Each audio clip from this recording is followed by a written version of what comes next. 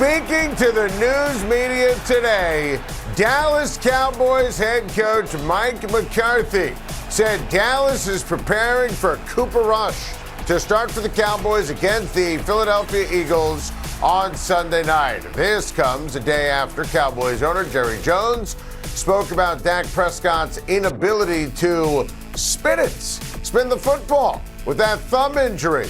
So no rush here when it comes to Dak. But whatever you do, don't get it twisted, right? Dak Prescott is a starting quarterback when he's healthy. Now, in order to be 100% healthy and to be able to grip the football, in order to spin it, listen, you need to make sure that he's ready to rock and roll. Cooper Rush is a fine backup quarterback, but this is Dak Prescott's team. And the minute he can grip the pigskin, Dak Prescott plays. And the perfect example of the proof to the pudding is Sunday. Dallas's defense is tremendous. Dallas's defense will keep them in the game. The run game is strong. But because they don't have this guy with that passer rating and the ability to throw all those touchdown passes, they can't beat the Philadelphia Eagles. They can compete with Philly. Defense will keep it close. Cooper Rush is not going to turn it over, but they need Dak Prescott back for all of these big games to beat Philadelphia in week number 16. So I give Mike McCarthy a lot of credit because obviously he has to deal with Jerry Jones going on local radio in Dallas, 105.7 The Fan, and saying things that we are forced to talk about. At the end of the day, Dak Prescott is only going to play when he's 100%. And that's not a commentary based upon wins and losses and Cooper Rush getting it done. You don't want to exacerbate an injury, especially when we're talking about a thumb and gripping and throwing the football. In the meantime, Cooper Rush keeps the train on the tracks. But if you want to get some speed behind that locomotive and you want to make a push to winning the division, the only way to do that eventually down the road, a healthy Dak Prescott. Bag it, baby Guardians. My guy Gerrit Cole was worth every single penny of that $300 million contract last night, going 6 1/3, dazzling innings, striking out 8, allowing just 1 run. That was exactly what the doctor ordered. And what I loved is Cole was able to deal with the Quan home run, the bases loaded jam. Sometimes when Cole's at his worst, like down the stretch of the season, things snowball on him. And I love the toughness. I love this is the bases loaded jam. How he was able to pitch to the scoreboard. And his stuff last night was pure filth. I mean, he had it going on. He was nasty. He was tough.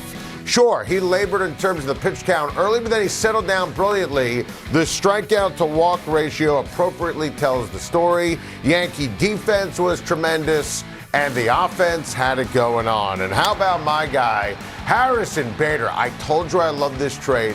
I told you it was the right move as much as I love Jordan Montgomery. Brian Cashman looked terrible for a while. Now Bader's healthy. He hit his first homer in pinstripes. Anthony Rizzo followed with a bomb of his own. And the Yankees are going to make short work here of Cleveland. Simple as that. Nasty Nestor's going to take care of business. The Yankees starting pitching has been excellent down the stretch. The Yankees offense, tough and clutch.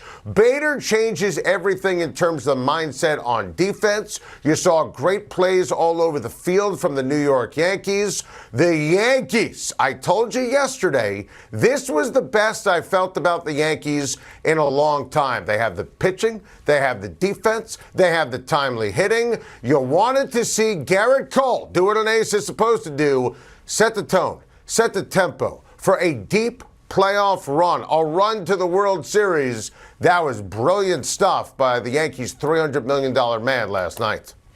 I mean, how awesome is that? Astros manager Dusty Baker with the ultimate confidence in Yordan Alvarez, and why not? Alvarez delivered the moment of the night on Tuesday, blasting this majestic, no doubt about it, walk-off blast. Look at this rocket. Bottom of the ninth, 2 on, 2 outs, down 2. That was a pulsating, thrilling, come from behind Game 1 victory for Yordan Alvarez and the Houston Astros. he tattooed that meatball from Robbie Ray. And why the hell was Robbie Ray in the game in the first place? Robbie Ray is not that good. He was terrible against Toronto. One relief outing in his last 8 years, and he's a lefty, and Alvarez destroys lefties. And Scott Service, after the game, the manager said that was a preordained plan. Take that plan and stick it where the sun don't shine. I mean, the analytics don't even back it up. I mean, my goodness. Give Alex Bregman credit. He got the party started in terms of the feel and the comeback in the 8th inning. Bregman, listen, so tough, so clutch, and that was huge. And this was a game and a night where Justin Verlander got lit up like a Christmas tree. If, in fact, Houston lost, they were going to lose the series. Because Luis Castillo, this is a major, Valdez struggled down the stretch. Castillo, this is a major pitching matchup advantage that favors Seattle. So there was a golden opportunity for Seattle to win the game yesterday after they clubbed Verlander, which was stunning. He's going to be the Cy Young in the American League. I mean, that moment from Alvarez, though, Robbie Ray should have never even warmed up, should have never even been part of that bullpen, part of that plan. Made absolutely no sense. He's not that good. We praised Toronto after he won the Cy Young and they didn't offer him a contract because he's just not a great pitcher, not a relief pitcher. And Alvarez, he is one of the best hitters in the American League. I mean, he absolutely crushed that baseball. I love when he chucked his bat like a javelin. Then he hit his chest, celebrate, validate. And listen, you had everyone rooting for the Mariners, easy team to root for. A lot of people, Yankees fans like me, rooting against the Houston Astros. Forget all that. That was the moments so far of the early portion of the baseball playoffs. It's why baseball postseason is the best. 27 outs, can't run out a clock. That was just amazing. What an incredible moment for Alvarez and the Astros. What an absolute disgrace for Seattle. Oh, baby, buckle up. Welcome back. Time to shine. We have a whiteboard. We're going to use it. Game of the year in the NFL, Sunday, 4:25 on CBS.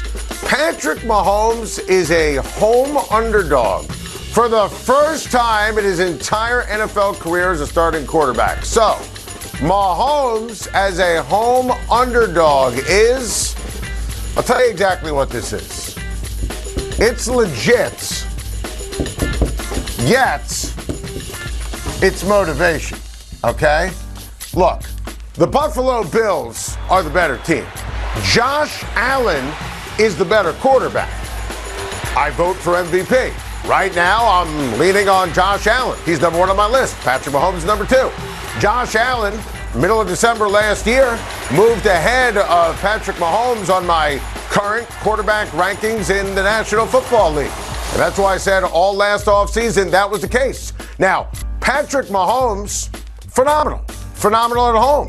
If you would have made me guess the point spread, right, I would have guessed that it would have been a pick'em or Kansas City by 1 because they're at home. But look, if this game was in Buffalo, this is Vegas telling you that Josh Allen and the Bills would be favored by 7 or 8 points. And by the way, I understand that completely. Now, you understand at the end of the day, this is going to be sheer motivation here for Patrick Mahomes. Because Patrick Mahomes, he was the winner in that classic on CBS in the divisional round. Best playoff game ever. Best game we've ever seen. So Patrick Mahomes is saying, hey, what about me? What about the 4 years that I've been a starter where I've been on Championship Sunday for 4 straight years on the NFL and CBS? I've had the best start to a 4-year career of any player in the history of the NFL at the quarterback position. So just like everyone, including me, started saying, all right, Chiefs going to take a step back. No Tyreek Hill. Going to be Patrick Mahomes pulling the Michael Jordan. And I took that personally. You know he's going to use this as motivation.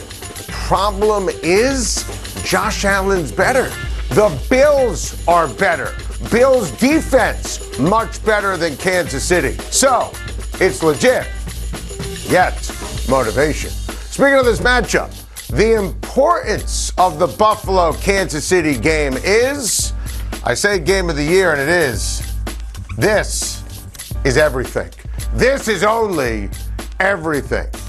Because I firmly believe that the winner of this game is going to get the coveted 1 seed, the only bye, and home field advantage throughout in the AFC in the postseason. So we're talking about dynamite teams. We're talking about teams that are consistently excellent. And I think that when the wheels stop spinning after the season is over, we're going to be looking back Week 6, 4:25 Eastern Time on CBS. Jim Nantz, Tony Romo, Tracy Wolfson. The winner of this game is going to, at the end of the day, have home field. Patrick Mahomes is always playing Championship Sunday in Kansas City. Buffalo, I talked to Josh Allen on my SiriusXM radio show in August. I said, what do you want to do differently? What do you need to do? Get these playoff games at home. Lovely Western New York. Make Patrick Mahomes go on the road, have to deal with the wind and the fans at Bills Mafia. Obviously, that home field is unbelievable. So this game, to me, big picture. Remember, there's only one bye now. The 2 seed doesn't get a bye. 2 seed doesn't get a bye. This is only everything in getting that coveted bye in the competitive AFC. Aaron Rodgers said yesterday that the Packers' margin of error is tiny, and they need to be better in a variety of places moving forward. So, Rodgers acknowledging Green Bay's issues it's too real. It's too real. And I always love how Aaron Rodgers speaks his mind. He's my favorite person in the NFL to interview. Not even up for debate. Favorite person in sports to interview. But the problem is the Packers just aren't that good. And we need to have this discussion. Yesterday we focused on the Giants, their determination, their coaching, winning the game. Look at this. This is gross. This is offensive. This is terrible. And I keep waiting for the Packers defense to come to play, for Rodgers to play at an MVP clip, for the receivers to step up, for the run game to step up. The Green Bay Packers have not demonstrated anything all year. Are they going to beat the Jets? I want you to listen to the weight of these words. I don't know. That's a problem. I'll probably pick them when it's all said and done. But here it is, Week 6 in the NFL. I have no idea if they're going to beat the Jets at Lambeau Field. We've seen in terms of the eye test, tangibles, nothing from the Green Bay Packers all year. It's got to change in Week 6. I thought it was going to change last week. I was wrong. Speaking of issues, Steelers head coach Mike Tomlin said the Steelers' problems start with him. So, Tomlin taking the blame for Pittsburgh's struggles it's wrong. It's admirable, but it's incorrect. And I don't want to hear, and this became a story because Ryan Clark, who I love, saw him on Get Up with Mike Greenberg, said that, and he played for Mike Tomlin, right? It's not just a random analyst voice from the grave. He said the Steelers quit against Buffalo. No, that was not the case. They didn't quit. They're not any good. I want you to study these numbers. Look at those big, fat, meaty numbers in the 20s and 30s in terms of the categories that matter. The Steelers are gross. They're awful. This is why we said you can't take Najee Harris in the first round. Why you can't take all these shiny toys and Chase Claypool. Why you can't take... Where's the defense? Where's the offensive line most especially? All right, go to Kenny Pickett. How about firing Matt Canada? Improve the offensive line. Defense has been dreadful. This is not an effort situation. The Pittsburgh Steelers lack talent. Thank you for watching. Please like and subscribe. And don't forget to hit the bell for more videos.